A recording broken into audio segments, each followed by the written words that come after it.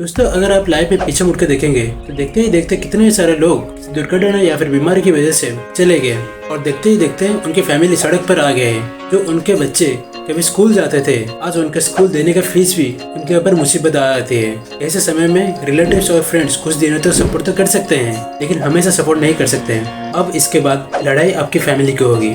ऐसे समय में हमें कम से कम ऐसे प्लान की जरूरत है जहाँ पर हम जाने के बाद हमारे फैमिली फाइनेंशियल सपोर्ट पा सके।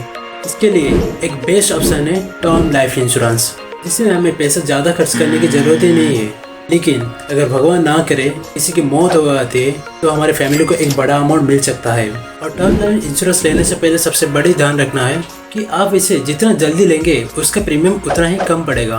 उसके लिए आप मार्केट में जाकर थोड़ा रिसर्च भी कर सकते हैं, या फिर अपने दोस्त से पूछ सकते हैं, या फिर अपने फैमिली या फिर रिलेटिव से पूछ सकते हैं जो कि अपना लाइफ इंश्योरेंस पे कर रहे हैं। और आप कुछ वेबसाइट में भी जाकर देख सकते हैं जहाँ पर आप मार्केट में कम पैसा इन्वेस्ट करके आपके लिए एक बेस्ट इंश्योरेंस प्लान ले सकते हैं। जब आप मार्केट में रिसर्च करते हैं तो टर्म लाइफ प्लान दूसरे इंश्योरेंस के प्लान की तुलना में काफ़ी सस्ता होता है। अगर आप हर महीने छोटा सा अमाउंट में टर्म लाइफ इंश्योरेंस में इन्वेस्टमेंट करते हैं तो यकीन मानिए आपके जाने के 5 साल बाद भी अपने फैमिली सिक्योर रह पाएगी।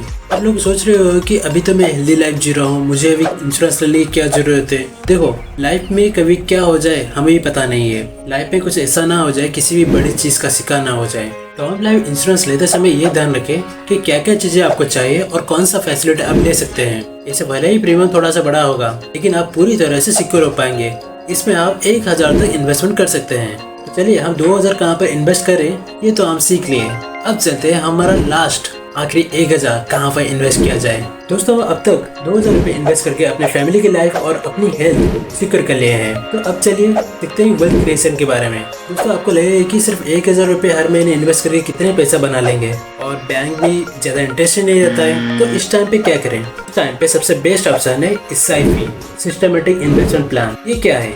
इसका मतलब है आपको हर महीने कुछ अमाउंट म्यूचुअल फंड में जमा करना है और यह मार्केट के हिसाब से आपको रिटर्न देगा। यहाँ पर SIP करने का फायदा ये है कि ये बैंक से ज्यादा रिटर्न देता है और ये ज्यादा रिस्की भी नहीं है। मार्केट अप एंड डाउन होने पर थोड़ा बहुत लॉस हो सकता है, लेकिन ये लॉन्ग टर्म में ज्यादा बेनिफिट देता है। तो चलिए, इसके डाउट को क्लियर करने के लिए हम एक कैलकुलेशन लगाते हैं। अगर आप हर महीने 1000 रुपये इन्वेस्ट करते हैं और इसमें अगर हम 10% की रिटर्न की उम्मीद रखते हैं तो 15 साल के बाद ये 4,20,000 हो जाएगा। और इन्हीं 4,20,000 में से 1,80,000 आपको इंटरेस्ट होगा। तो इसको आप जितना ज्यादा साल बढ़ाएंगे तो इतना ही आपका रिटर्न बढ़ेगा। आप सिर्फ 1000 रुपये इन्वेस्टमेंट करके आप लखपति भी बन सकते हैं, लेकिन ये थोड़ा सा टाइम लगेगा। आप अपने कैलकुलेशन के अकॉर्डिंग जा सकते हैं। आप पहले सोचिए आप कितने साल के लिए इन्वेस्टमेंट करना चाहते हैं, तो उसका रिटर्न्स क्या आएगा, तो आप भी खुद कैलकुलेट कर सकते हैं। तो यहाँ पर सवाल ये आता है कि हमें किस म्यूचुअल फंड में इन्वेस्टमेंट करना चाहिए। तो इसके लिए आप YouTube पे कुछ वीडियोस देख सकते हैं या फिर कुछ रिसर्च वगैरह कर सकते हैं। आप अपने रिस्क के अकॉर्डिंग रिसर्च करें, आप कितना रिस्क लेना चाहते हैं। अगर आप कम रिस्क लेना चाहते हैं तो सबसे बेस्ट ऑप्शन है डेट फंड। ये थोड़ा सा कम रिटर्न्स देगा क्योंकि यहाँ पर कम रिस्क है। इसके अलावा हम बैलेंस फंड में भी इन्वेस्ट कर सकते हैं जो कि इक्विटी और डेट फंड का मिला हुआ होता है। इसके अलावा हम टैक्स बचाने के लिए भी टैक्स फंड में इन्वेस्टमेंट कर सकते हैं। आप अपने अकॉर्डिंग सोचे कि कितना मैं रिस्क ले सकता हूँ। आप अपने अकॉर्डिंग अपना फंड सिलेक्ट कर सकते हैं, लेकिन इन्वेस्टमेंट करने से पहले आपको लॉन्ग टर्म में इन्वेस्टमेंट करना ही चाहिए।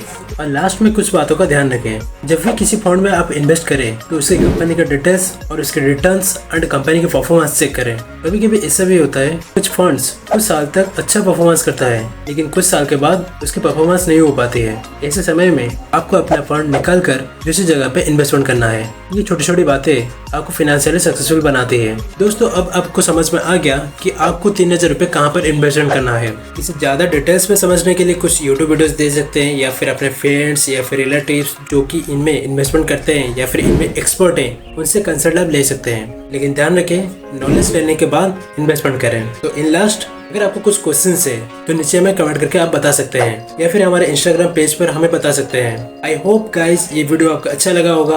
आप में से कितने सारे लोग अभी से ही 3000 रुपये इन्वेस्टमेंट करके अपने फ्यूचर को सिक्योर करना चाहते हैं, और आप में से कितने सारे लोग 3000 रुपये इन्वेस्टमेंट करके अपने फ्यूचर को सिक्योर करने के लिए रेडी हैं, जिससे मुझे कमेंट करके बताएं। तो see you in next video. Bye bye.